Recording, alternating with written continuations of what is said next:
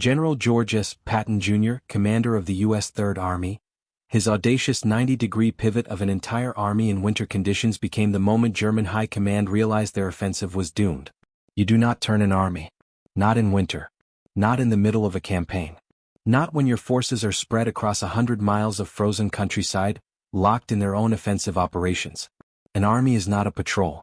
It is not a company. It is not even a division. It is a machine of 100,000 men, thousands of vehicles, entire cities of supply dumps, fuel depots, ammunition reserves, field hospitals. It has momentum. It has inertia. It moves like a glacier, not a race car. The German general staff knew this. They had built their entire strategy around it.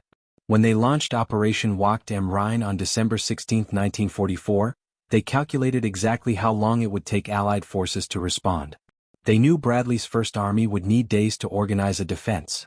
They knew Montgomery's forces in the north would take a week to redeploy.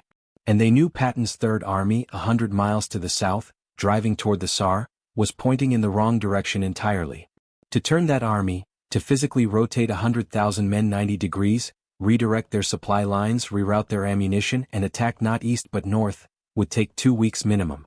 3 weeks realistically. By then, German panzers would be across the Meuse River, driving for Antwerp, splitting the Allied armies in two. The mathematics were sound. The logistics were clear. The Germans weren't gambling. They were counting.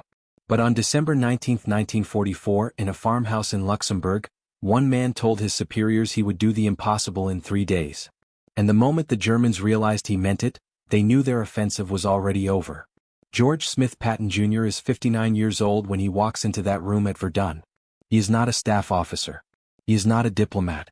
He is a cavalryman in an age that no longer has cavalry, a man who believes war is won not through attrition but through speed, shock, and the willingness to do what others consider impossible. He has spent 3 years proving it. Sicily, France, the race across Europe.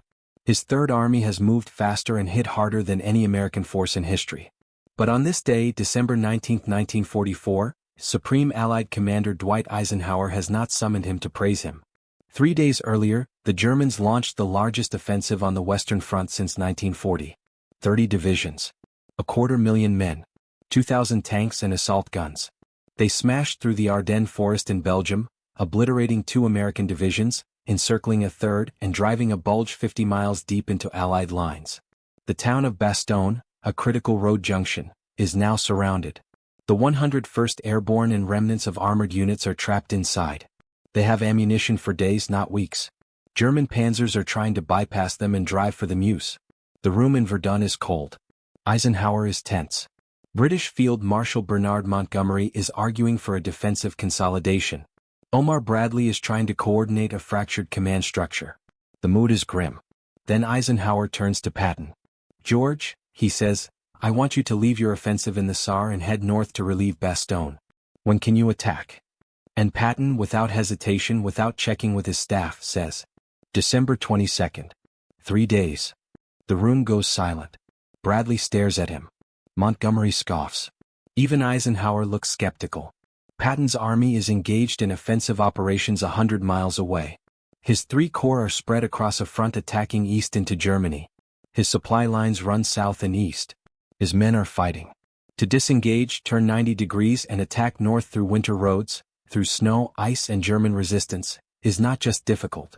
It is, by every standard of military science, impossible. But Patton has already thought through it.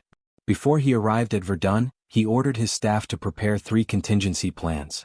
Each plan repositions different corps, redirects supply routes and identifies roads for the wheel north. He has already alerted his commanders.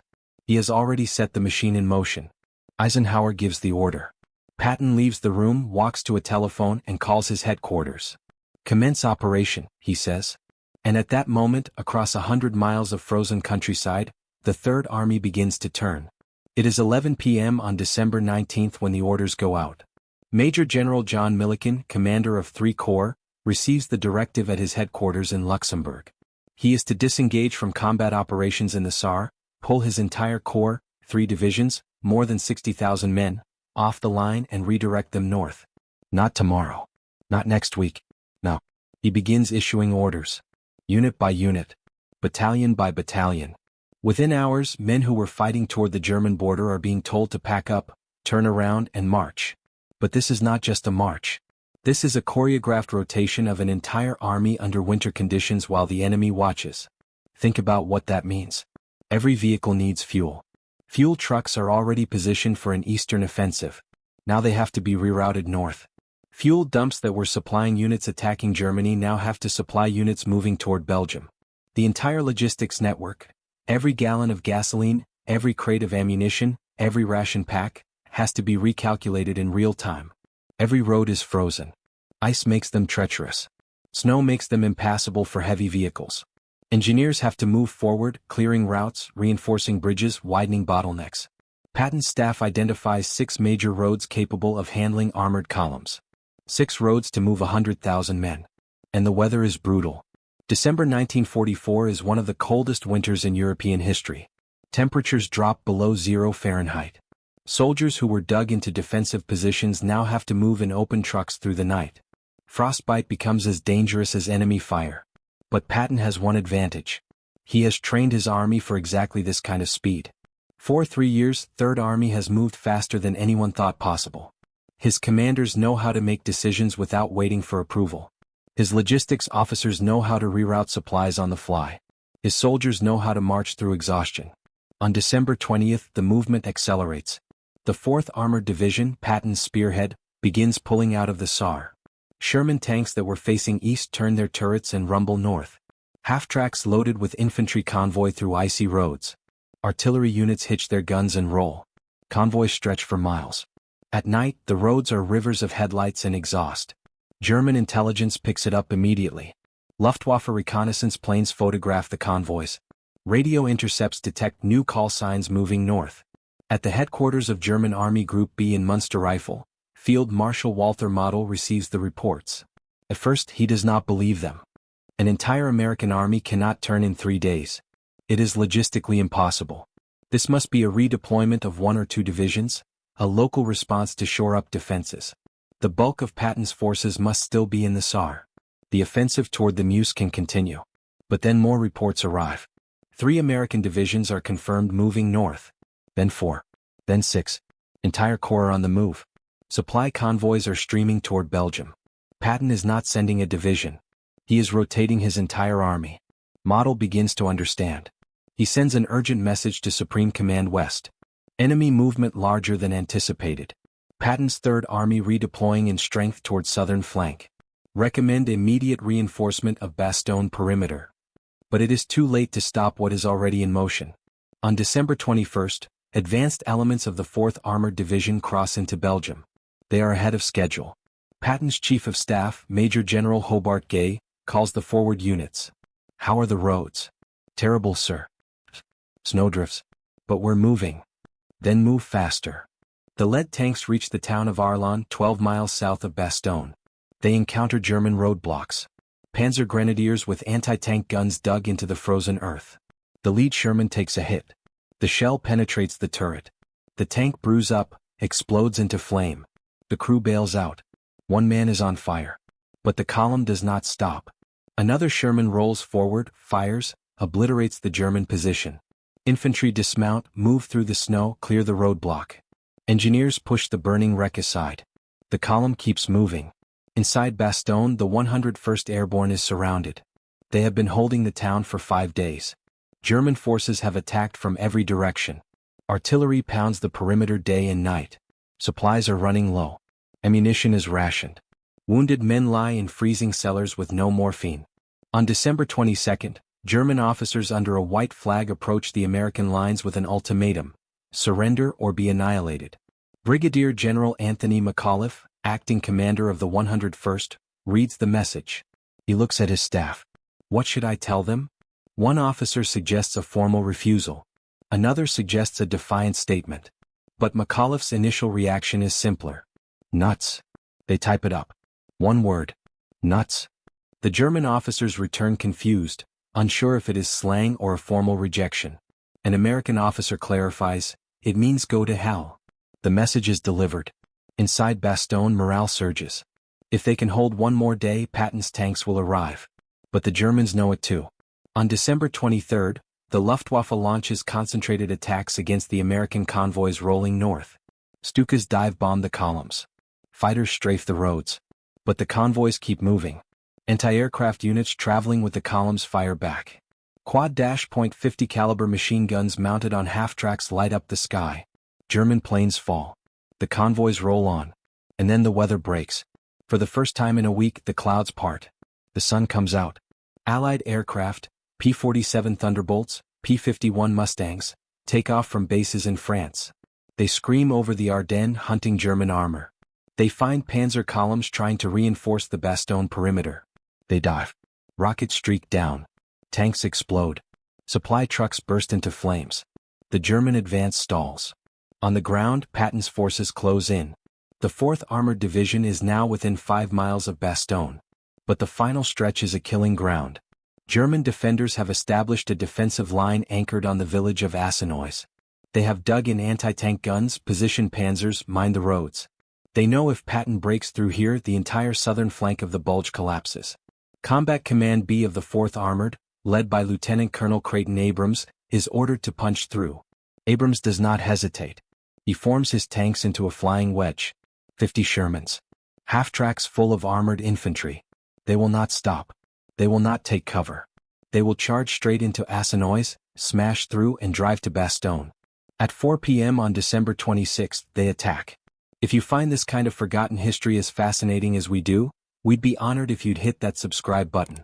We believe these stories of courage and audacity deserve to be told. And by subscribing, you help us ensure they aren't forgotten. The Shermans roar forward. German anti-tank guns open fire. The lead tank is hit. It slews sideways, blocking the road. The second tank rams it aside and keeps going.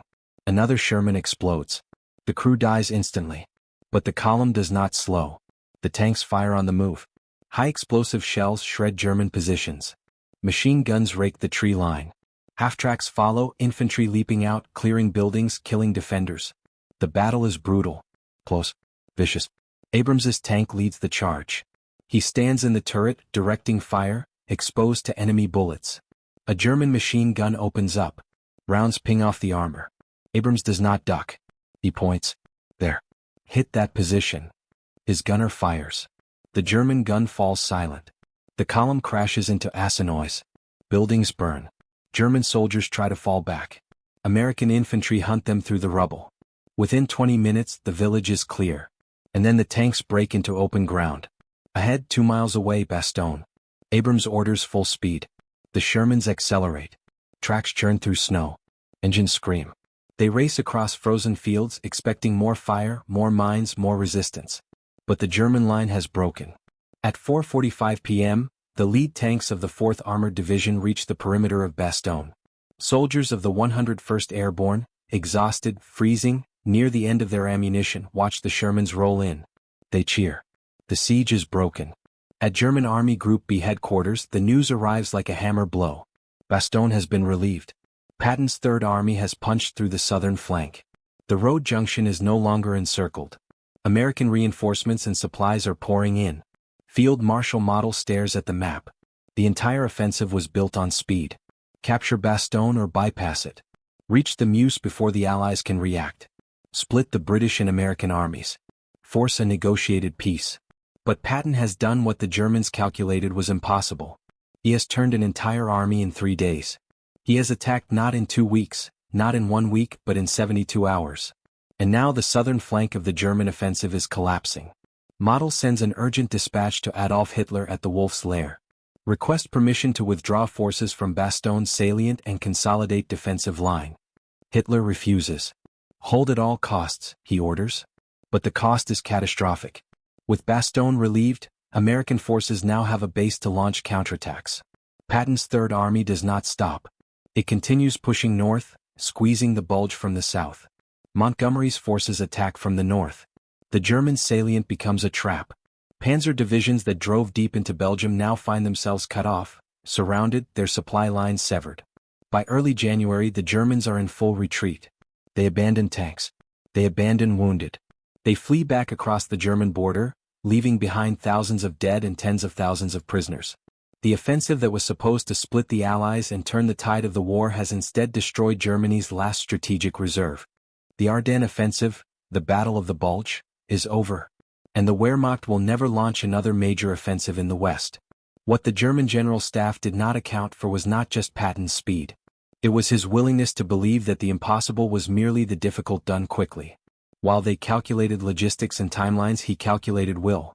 And will, it turned out, could move an army faster than mathematics predicted.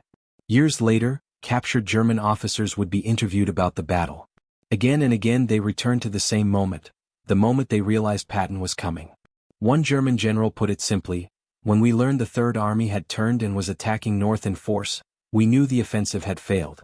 Patton had done what we thought could not be done. And once he did it, there was no stopping him." The Bulge was the last German gamble. After it failed, the road to Berlin was open. And Patton's tanks would be among the first to cross the Rhine. Georges, Patton Jr. would not live to see the full peace he fought for. On December 9, 1945, less than a year after the relief of Bastogne, his staff car collided with an army truck near Mannheim, Germany. Patton was paralyzed from the neck down. 12 days later, on December 21, he died of an embolism. He was buried in Luxembourg among the soldiers of the Third Army. But his legacy was already secured. The relief of Bastogne was not just a tactical victory. It was proof that audacity, speed, and the refusal to accept conventional limitations could change the course of history. Patton did not just move an army. He shattered the enemy's belief in what was possible. And in doing so he broke their will to continue. The men who made that march, the tankers of the 4th Armored, the paratroopers of the 101st Airborne, the engineers who cleared the roads, the logistics officers who rerouted the supplies, they carried out one of the most remarkable military maneuvers in American history. Many of them never received medals. Many of them came home and never spoke of it. Many of them are gone now. But their action in those 3 days in December 1944 saved thousands of lives, ended the last German offensive, and accelerated the end of the war in Europe. Lieutenant Colonel Creighton Abrams, who led the final charge into Bastogne, would go on to become a 4-star general and Army Chief of Staff during the Vietnam War. The M1 Abrams tank, the main battle tank of the U.S. military, is named in his honor. Brigadier General Anthony McAuliffe, whose one-word response became legendary, would retire as a 4-star general. To this day, nuts is taught in military academies as an example of defiant leadership under pressure. And Bastogne itself remains a monument. Every December the town honors the men who held it and the men who relieved it. Thousands visit the Martison Memorial, a star-shaped structure overlooking the battlefield. Inside, the names of the American units are inscribed in stone. Outside, Belgian children place flowers on the graves of American soldiers. The Third Army's march north is studied in staff colleges worldwide. Not because it was unprecedented, armies have moved quickly before. But because Patton did it when everyone, including the enemy, believed it could not be done. And that belief, that the impossible is just the untried, is perhaps his greatest gift to military history. If this story moved you, please hit that like button. Every click tells the algorithm this piece of history is worth remembering. We're dedicated to rescuing these forgotten stories from the archives. If you want to join us on this mission, please subscribe and turn on notifications. Where are you watching from? Drop a comment with your city or state and tell us if someone in your family served. Thank you for ensuring that General George S. Patton Jr. and the 100,000 men of the Third Army do not disappear into silence. They deserve to be remembered.